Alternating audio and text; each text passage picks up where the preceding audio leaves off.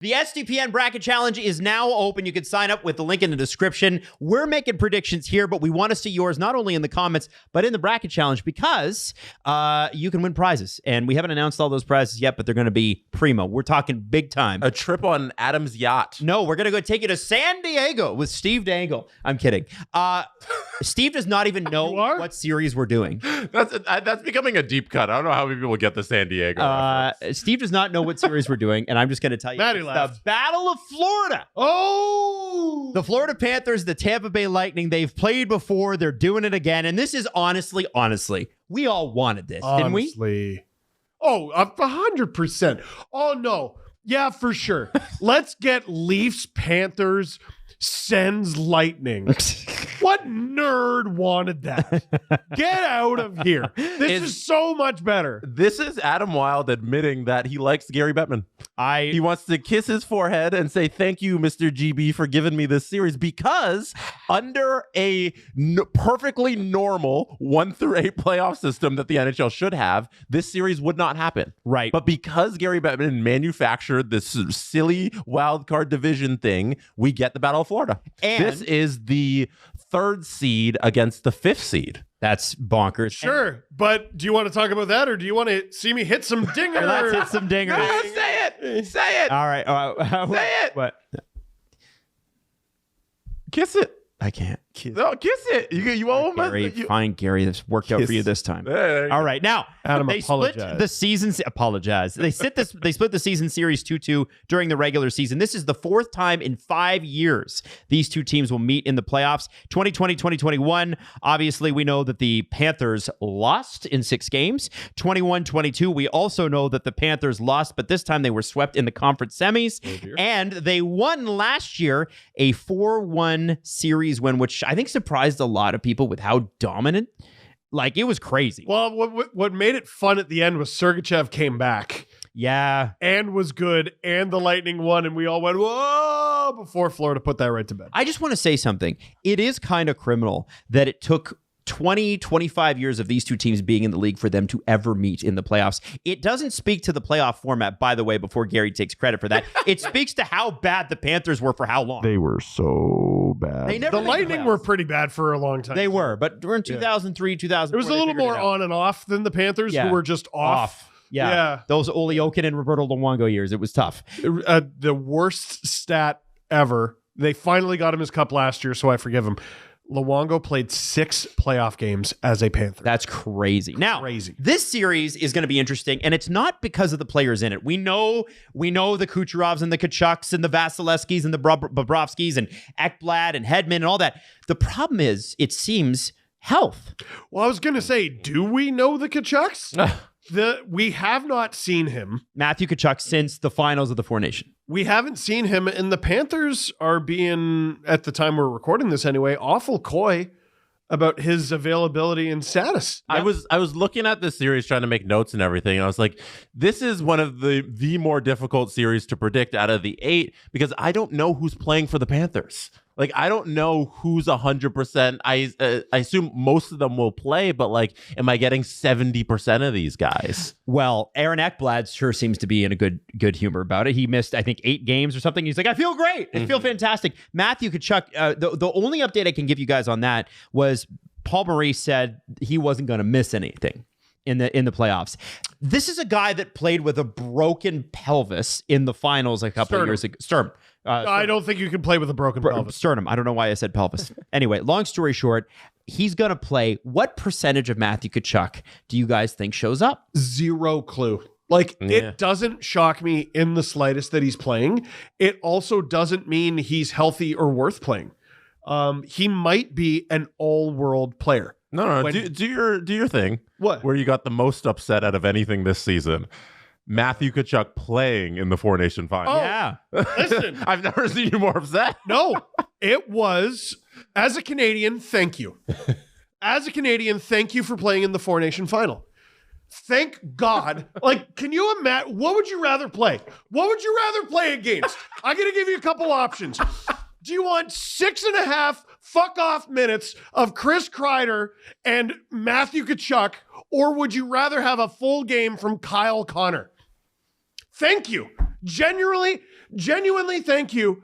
Like, there are millions of Canadians who have not contributed to Canada in 2025 the way Matthew Tkachuk has by playing in that game, right? So it doesn't shock me at all that he's playing. Mm-hmm. I mean, what a warrior that he played through that, Yep. not sarcastically in the slightest. What a warrior for playing through the broken sternum. But are you going to be a positive contributor to this team? We don't know. Now, the reason it's such a red flag with him is we know unless you physically restrain him, he will play. If he is at 5%, He's playing. he's playing. He might get out there and look worse than people at your local public skate. And unless he's pronounced dead, he's taking the ice. Jesus Christ. No, that's a compliment. You could shoot him. He's a and he would warrior. play. He's an absolute warrior. He's a complete warrior. But that's sometimes a detriment to himself and, as we saw at the Four Nation Face-Off, his team. If he's more than 75, 80%, holy shit, the Lightning are in for it. Because now you got a team with Bennett, another guy who's been hurt, Tkachuk, Marchand. Verhaeghe, who seems to be coming on a little bit after not a great year. But imagine a line of Bennett, Marchand, Tkachuk. Oh, You know what? Hell You better itself. hope you're not going up against them, and you better hope extra you're not going up against them and the ref blows the whistle. That might be worse than actually playing. As soon as he blows the whistle, what do you think? They're just going to go to the bench? Fuck you. They're going to punch you in the face like 5-6 times before they get there. That's going to be an exhausting time. And you know what player, if they are healthy, I don't know why I took over this video. Go You ahead. know what player, I set you up. you know what player, if Tkachuk is good to go and Bennett is good to go and Marchand is going to go, you know what player they're going to be on like shit on Velcro? Kucherov. because Kucherov gets mad. Kucherov gets both kinds of mad. He gets, I'm going to obliterate you and turn into the best player in the world mad, and I'm going to take my ball and go home mad. If you can get him to be take my ball and go home mad, you win the series no problem. The two most important players, I would argue, in this series are healthy and they're ready to go, but their numbers tell a very interesting story. And they are probably the two best goalies in the world outside of Connor Hellebuck. Yeah. It's Vasilevsky, it's Bobrovsky. Now, I want to compare and contrast. Vasilevsky, I think people have fallen off on Vasilevsky, and it's wrong to do so. People just forget, eh? Like they forget. But if I look at the last 3 years in the playoffs, Bobrovsky has a 911, a 915, and a 906. And he has played in that time 10 plus 19, 29 plus 20. He's played over 50 games. Andrei Vasilevsky has played less games, but he did play like 75 games between 2019 and 2022 in the playoffs. The problem is the last couple of years against the Leafs in 22-23, 875 save percentage. And then again last year against the Panthers in 897. That's got to come up. Are the Lightning a better team this year than they were last year? And I'm going to go ahead and answer my own question there and go with Yanni Gourde and Oliver Bjorkstrand. I think they are. Yeah, before the trade deadline, I probably wouldn't have said yes. Now I think I would. Adding Gensel, obviously you subtract Stamkos. I mean, Gourde has fit them like a glove. I mean, I'm angry anyone doubted that. Bjorkstrand's a good fit. What does the return of McDonough add to them in the playoffs? I think the playoffs are probably more suited for him.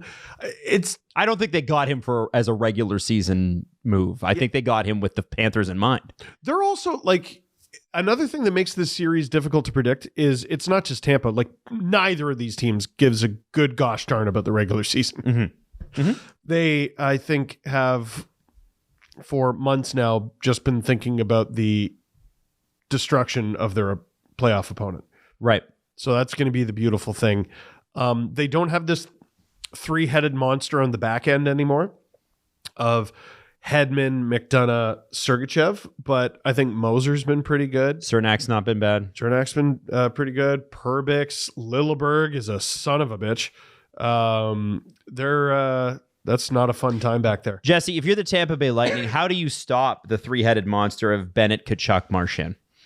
I think by having the better overall roster that's playing at the moment. I think like for the length of this especially the second half of the season, but I think the entire length of the season, Tampa has been the better team, and they should not be spooked by the Florida Panthers. There's an interesting thing that happened with the Super Bowl this year where the Eagles were playing the Kansas City Chiefs, who were going for a three-peat. And everybody was picking the Chiefs strictly based on reputation of them going in there and being like, they've won the last two Super Bowls. They're probably going to win again. But they hadn't been playing well. They weren't the better team on paper, and the Eagles had more talent in every single way. And I look at that Super Bowl, and I looked at this series kind of in the same way, where if you're picking the Florida Panthers, you're picking this series based on reputation and not how these teams have played at all. The Tampa Bay Lightning finished the season second in goal differential in the standings, unreal, which is crazy. They have the sixth best penalty kill. They have the fifth best power play. They're first in goals for per game, and they are third in goals against per game. Is that good? They are amongst the top in the league in all the major categories. They are easily the better team in every single way, except for like the X factor of the other team just won the Stanley Cup. And that's kind of the only reason to pick Florida. So I feel like Tampa shouldn't be scared, and I lean heavy towards Tampa. Do you guys predict this being a nasty series? Do you act? Yeah. Sometimes you get a reaction like that, and it's not. With these guys hurt, maybe is there a chance that it isn't? Matthew Tkachuk, Sam Bennett, Brad Marchand. Dude, Jesse Puljujarvi just got suspended. Like Nico Mikkola? Oh my God, Nico Mikkola.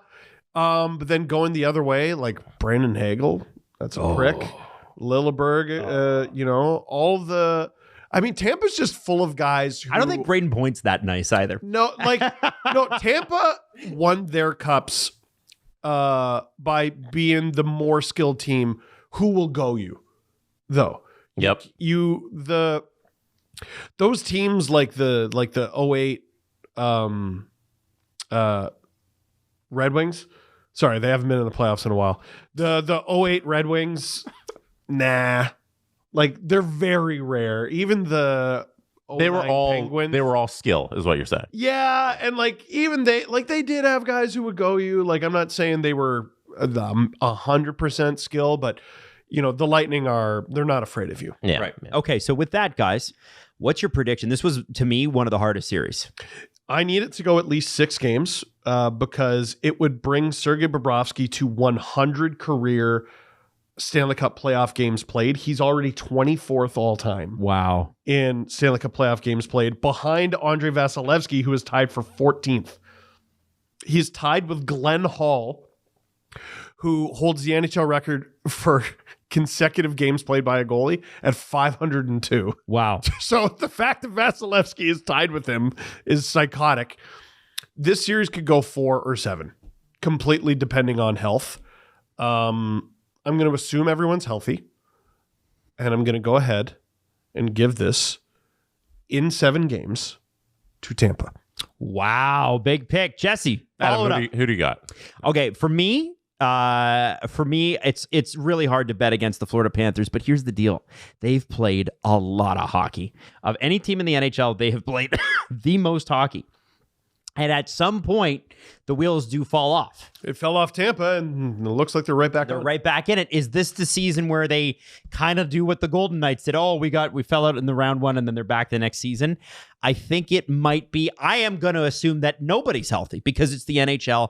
I say Tampa in 7. They really are all liars, eh? Yeah, 100%. Yeah. Brutal. Jesse?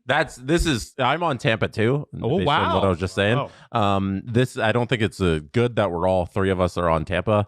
Probably means Florida wins in 4. Yeah, it's Florida sweep is probably what's going to happen, but I'll say Tampa in 5. Wow. All right. Yeah, Tampa in 5. If Vasilevsky wins 5 games these playoffs, which would obviously take him through the series, and he would have to win at least 1 more, he will enter the top 10 in all-time Stanley Cup playoff wins by a goalie. Wow. Tying Jacques Plante. Wow. That's crazy. Okay. Well, let's wrap it up All-timer. there. No more records. It's okay. No. Don't forget to sign up for the SDPN bracket. It's available right now. Link is in the description. And of course, we want your predictions in the comments too.